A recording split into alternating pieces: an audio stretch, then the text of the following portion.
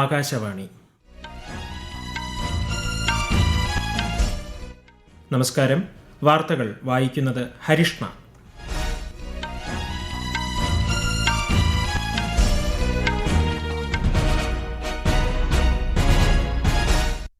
പ്രധാന വാർത്തകൾ.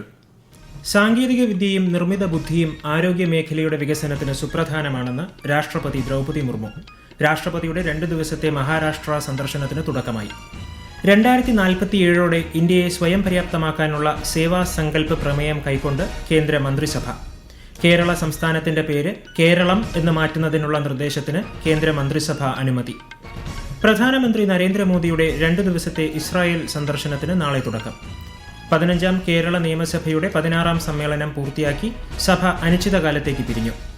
ബജറ്റ് സമ്മേളനത്തിൽ പാസാക്കിയത് 9 ബില്ലുകൾ. ഡൽഹി മേഖലയിലെ റോഡുകൾ പൊടിരഹിതവും സുസ്ഥിരവുമാക്കുന്നതിനുള്ള പദ്ധതികൾക്ക് തുടക്കമിട്ട് കേന്ദ്ര പരിസ്ഥിതി മന്ത്രി ഭൂപേന്ദർ യാദവ്. കേരളത്തിൽ PSC നിയമനത്തിന് അപേക്ഷിക്കാനുള്ള പ്രായപരിധി ഉയർത്താൻ സംസ്ഥാന മന്ത്രിസഭ അംഗീകാരം. വാർത്തകൾ വിശദമായി. 2 ദിവസത്തെ സന്ദർശനത്തിനായി രാഷ്ട്രപതി ദ്രൗപദി മുർമു മുംബൈയിലെത്തി.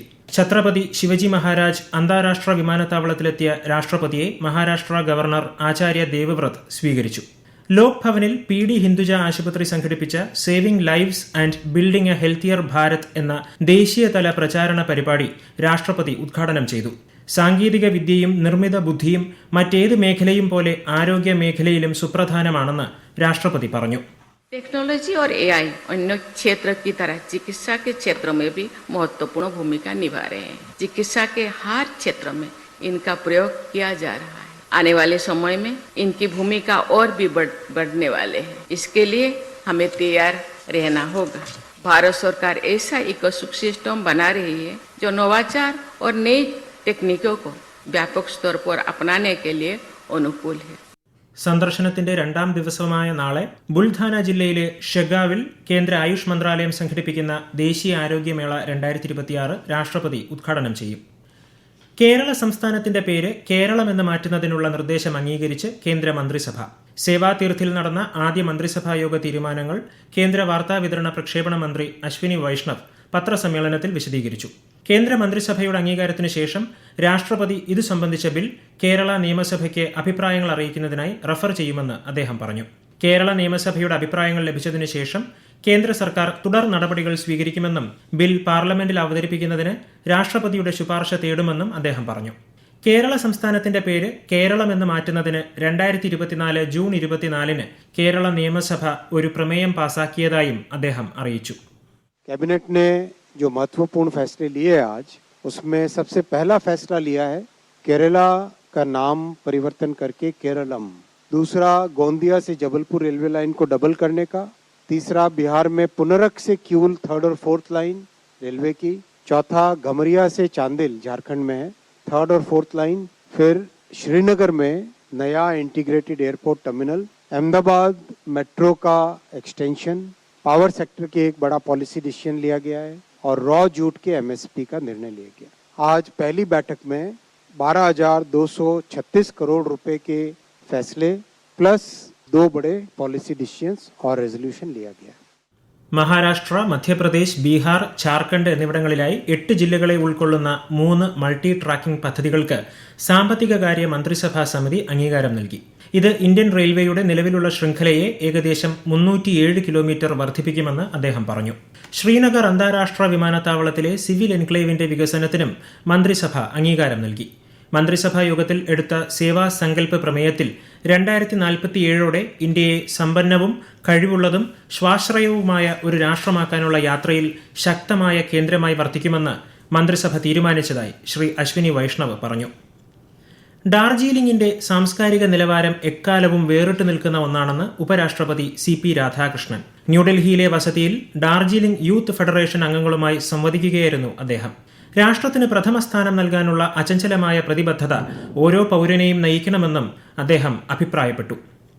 പ്രധാനമന്ത്രി നരേന്ദ്രമോദിയുടെ 2 ദിവസത്തെ ഇസ്രായേൽ സന്ദർശനത്തിന് നാളെ തുടക്കം. ഇസ്രായേൽ പ്രധാനമന്ത്രി ബെന്യാമിൻ നെതന്യാഹുവുമായി അദ്ദേഹം ടെൽ അവീവിൽ കൂടിക്കാഴ്ച നടത്തും. ഇസ്രായേൽ പ്രസിഡന്റ് ഐസക് ഹെർസോഗുമായും പ്രധാനമന്ത്രി ഉഭയകക്ഷി ചർച്ചകൾ നടത്തും. സന്ദർശനത്തിന്റെ ആദ്യ ദിനത്തിൽ ഇസ്രായേൽ പാർലമെന്റ് നെസറ്റിനെ പ്രധാനമന്ത്രി നരേന്ദ്രമോദി അഭിസംബോധന ചെയ്യും. ജെറൂസലേമിൽ വിവിധ പരിപാടികളിൽ പങ്കെടുക്കുന്ന ശ്രീ മോദി രാജ്യത്തെ ഇന്ത്യൻ വംശജരെയും അഭിസംബോധന ചെയ്യും. 15ാം കേരള നിയമസഭയുടെ 16ാം സമ്മേളനം പൂർത്തിയാക്കി സഭ അനിശ്ചിതകാലത്തേക്ക് പിരിഞ്ഞു. ശബരിമല വിഷയത്തിലെ പ്രതിപക്ഷ പ്രതിഷേധത്താൽ സഭ ഇന്നും പ്രക്ഷുബ്ധമായിരുന്നു. ചോദ്യോത്തരവേള ആരംഭിച്ചപ്പോൾ പ്രതിപക്ഷം നിസ്സഹകരണം അറിയിച്ചു. ബജറ്റ് സമ്മേളനത്തിൽ 12 ദിവസമാണ് സഭ ചേർന്നത്. കേരള നേറ്റിവിറ്റി കാർഡ് ബിൽ ഉൾപ്പെടെ 9 ബില്ലുകൾ സഭ പാസാക്കി. PSC നിയമനത്തിന് അപേക്ഷിക്കാനുള്ള പ്രായപരിധി 4 വർഷം കൂടി ഉയർത്താൻ സംസ്ഥാന മന്ത്രിസഭ അംഗീകാരം നൽകി. ജനറൽ വിഭാഗത്തിന് നിലവിലുള്ള പ്രായപരിധി 36 എന്നത് 40 ഉയർത്തി. പ്രായപരിധിയിൽ ഇളവ് ലഭ്യമായ മറ്റ് വിഭാഗക്കാർക്കും തത്തുല്യമായ വർധന ലഭ്യമാകും. ഡൽഹി NCR മേഖലയിലെ റോഡുകൾ പൊടിരഹിതവും സുസ്ഥിരവുമാക്കുന്നതിനുള്ള പദ്ധതികൾക്ക് തുടക്കമിട്ട് കേന്ദ്ര പരിസ്ഥിതി മന്ത്രി ഭൂപേന്ദ്ര യാദവ്. ഇതിനായി standard framework and road asset management system നടപ്പിലാക്കുന്നതിനായുള്ള 4 ധാരണാപത്രങ്ങൾ അദ്ദേഹത്തിന്റെ സാന്നിധ്യത്തിൽ ഒപ്പുവച്ചു. രാജ്യതലസ്ഥാന മേഖലയിലെയും പരിസര പ്രദേശങ്ങളിലെയും വായു ഗുണനിലവാര മാനേജ്മെന്റ് കമ്മീഷൻ പുറപ്പെടുവിച്ച മാർഗനിർദ്ദേശങ്ങൾക്കനുസൃതമായാണ് ഈ പദ്ധതികൾ വിഭാവനം ചെയ്തിരിക്കുന്നത്. ഈ വാർത്തകൾ ആകാശവാണിയിൽ നിന്ന്. ആകാശവാണി വാർത്തകളും വാർത്താ അധിഷ്ഠിത പരിപാടികളും All India Radio News Thiruvananthapuram YouTube ചാനലിലും All India Radio News Thiruvananthapuram Facebook പേജിലും AIR ന്യൂസ് _ ഇൻസ്റ്റഗ്രാം അക്കൌണ്ടിലും @AIR ന്യൂസ് _TVM X ഹാൻഡിലും ലഭ്യമാണ്. നവകേരള സർവേ റദ്ദാക്കിയ ഹൈക്കോടതി ഉത്തരവ് സ്റ്റേ ചെയ്ത് സുപ്രീം കോടതി. സംസ്ഥാന സർക്കാർ നടത്തിയ ക്ഷേമ പ്രവർത്തനങ്ങളുടെ ഗുണഫലങ്ങൾ വിലയിരുത്തുന്നതിൽ എന്താണ് അപാകതയെന്ന് ചീഫ് ജസ്റ്റിസ് സൂര്യകാന്ത് അധ്യക്ഷനായ ബെഞ്ച് ആരാഞ്ഞു. സർക്കാരിന് വേണ്ടി മുതിർന്ന അഭിഭാഷകൻ കപിൽ സിബൽ കോടതിയിൽ ഹാജരായി. ജനാധിപത്യത്തിന്റെ അടിസ്ഥാനം കൃത്യതയാർന്ന വോട്ടർ പട്ടികയാണെന്ന് മുഖ്യ തെരഞ്ഞെടുപ്പ് കമ്മീഷണർ ഗ്യാനേഷ് കുമാർ. ന്യൂഡൽഹിയിലെ ഭാരത് മണ്ഡപത്തിൽ ഇന്ന് നടന്ന കേന്ദ്ര സംസ്ഥാന തെരഞ്ഞെടുപ്പ് കമ്മീഷണർമാരുടെ ദേശീയ വട്ടമേശ സമ്മേളനത്തിൽ സംസാരിക്കുകയായിരുന്നു അദ്ദേഹം. അർഹരായ എല്ലാ വോട്ടർമാരെയും ഉൾപ്പെടുത്താനും അയോഗ്യരായവരെ ഒഴിവാക്കാനുമുള്ളതാണ് തീവ്ര വോട്ടർ പട്ടിക പരിഷ്കരണമെന്നും അദ്ദേഹം വ്യക്തമാക്കി. Pure electoral rolls are the bedrock of any democracy. And the Election Commission of India, in its historic pursuit, started this special intensive revision wherein which all eligible electors should be inside the rolls, while at the same time ineligible electors should be excluded, in line with Article 326 of the Indian Constitution. ബീഹാറിൽ വിജയകരമായി പൂർത്തിയാക്കിയ SIR പ്രക്രിയ ഇപ്പോൾ 12 സംസ്ഥാനങ്ങളിൽ പുരോഗമിക്കുകയാണെന്നും ഇതിൽ 11 സംസ്ഥാനങ്ങൾ പുതുക്കിയ വോട്ടർ പട്ടിക പ്രസിദ്ധീകരിച്ചതായും അദ്ദേഹം അറിയിച്ചു. കേന്ദ്ര സംസ്ഥാന തെരഞ്ഞെടുപ്പ് കമ്മീഷനുകൾ തമ്മിൽ കൂടുതൽ ശക്തമായ ഏകോപനം ആവശ്യമാണെന്ന് അദ്ദേഹം പറഞ്ഞു. 27 വർഷത്തെ ഇടവേളയ്ക്ക് ശേഷമാണ് ഇത്തരമൊരു സമ്മേളനം നടക്കുന്നത്. സംസ്ഥാനത്ത് ഈ വർഷം ജനുവരി 1 18 വയസ്സ് പൂർത്തിയായി തീവ്ര വോട്ടർ പട്ടിക പരിഷ്കരണ സമയത്ത് പേര് ചേർക്കാൻ സാധിക്കാത്തവർക്ക് പട്ടികയിൽ പേര് ചേർക്കാൻ അവസരം. voters.eci.gov.in എന്ന വെബ്സൈറ്റിലൂടെയോ ECI നെറ്റ് മൊബൈൽ ആപ്പ് വഴിയോ ബന്ധപ്പെട്ട ബൂത്ത് ലെവൽ ഓഫീസർ വഴിയോ അപേക്ഷിക്കാവുന്നതാണ്. തെരഞ്ഞെടുപ്പിനായി നാമനിർദ്ദേശ പത്രിക സമർപ്പിക്കാനുള്ള അവസാന തീയതി വരെയാണ് വോട്ടർ പട്ടികയിൽ പേര് ചേർക്കാൻ അവസരമുള്ളത്. ആസ്തി വിൽപ്പനയിലൂടെ വൻ കുതിപ്പിനൊരുങ്ങി ഇന്ത്യ. നാഷണൽ മോണിറ്റൈസേഷൻ പൈപ്പ്ലൈൻ 2.0 പദ്ധതിയിലൂടെ വരും വർഷങ്ങളിൽ രാജ്യത്തിന്റെ മൊത്ത ആഭ്യന്തര ഉൽപ്പാദനത്തിൽ 40 ലക്ഷം കോടി രൂപയുടെ വർധനവുണ്ടാകുമെന്ന് നീതി ആയോഗ് റിപ്പോർട്ട്. നിലവിലുള്ള പൊതു ആസ്തികളിൽ നിന്ന് മൂല്യം കണ്ടെത്തി അത് പുതിയ അടിസ്ഥാന സൗകര്യ വികസന പദ്ധതികളിൽ നിക്ഷേപിക്കുന്നതിലൂടെ സാമ്പത്തിക വളർച്ചയ്ക്ക് വലിയ വേഗത കൈവരിക്കാനാകുമെന്ന് റിപ്പോർട്ട് ചൂണ്ടിക്കാട്ടുന്നു. സ്ത്രീകൾക്ക് രാത്രികാല സുരക്ഷ ഉറപ്പുവരുത്തുന്ന കേരള പോലീസിന്റെ നിർഭയ നിശ പദ്ധതിക്ക് മുഖ്യമന്ത്രി പിണറായി വിജയൻ തിരുവനന്തപുരത്ത് തുടക്കം കുറിച്ചു. ഏതൊരു സ്ത്രീക്കും ഒട്ടും ഭയമോ ആശങ്കയോ ഇല്ലാതെ ഏതു ഭാഗത്തും സഞ്ചരിക്കാൻ കഴിയുക എന്നത് ഏറ്റവും പ്രധാനമാണെന്ന് മുഖ്യമന്ത്രി പറഞ്ഞു. പ്രധാന വാർത്തകൾ വീണ്ടും.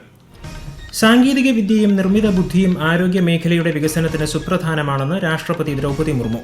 രാഷ്ട്രപതിയുടെ 2 ദിവസത്തെ മഹാരാഷ്ട്ര സന്ദർശനത്തിന് തുടക്കമായി. 2047 ഇന്ത്യയെ സ്വയം പര്യാപ്തമാക്കാനുള്ള സേവാ സങ്കല്പ് പ്രമേയം കൈക്കൊണ്ട് കേന്ദ്ര മന്ത്രിസഭ. കേരള സംസ്ഥാനത്തിന്റെ പേര് കേരളം എന്ന് മാറ്റുന്നതിനുള്ള നിർദ്ദേശത്തിന് കേന്ദ്ര മന്ത്രിസഭ അനുമതി. പ്രധാനമന്ത്രി നരേന്ദ്രമോദിയുടെ 2 ദിവസത്തെ ഇസ്രായേൽ സന്ദർശനത്തിന് നാളെ തുടക്കം. 15ാം കേരള നിയമസഭയുടെ 16ാം സമ്മേളനം പൂർത്തിയാക്കി സഭ അനിശ്ചിതകാലത്തേക്ക് പിരിഞ്ഞു. ബജറ്റ് സമ്മേളനത്തിൽ പാസാക്കിയത് 9 ബില്ലുകൾ. ഡൽഹി മേഖലയിലെ റോഡുകൾ പൊടിരഹിതവും സുസ്ഥിരവുമാക്കുന്നതിനുള്ള പദ്ധതികൾക്ക് തുടക്കമിട്ട് കേന്ദ്ര പരിസ്ഥിതി മന്ത്രി ഭൂപേന്ദർ യാദവ്. കേരളത്തിൽ PSC നിയമനത്തിന് അപേക്ഷിക്കാനുള്ള പ്രായപരിധി ഉയർത്താൻ സംസ്ഥാന മന്ത്രിസഭ അംഗീകാരം. വാർത്തകൾ കഴിഞ്ഞു. അടുത്ത വാർത്താ പ്രക്ഷേപണം രാത്രി 8:35.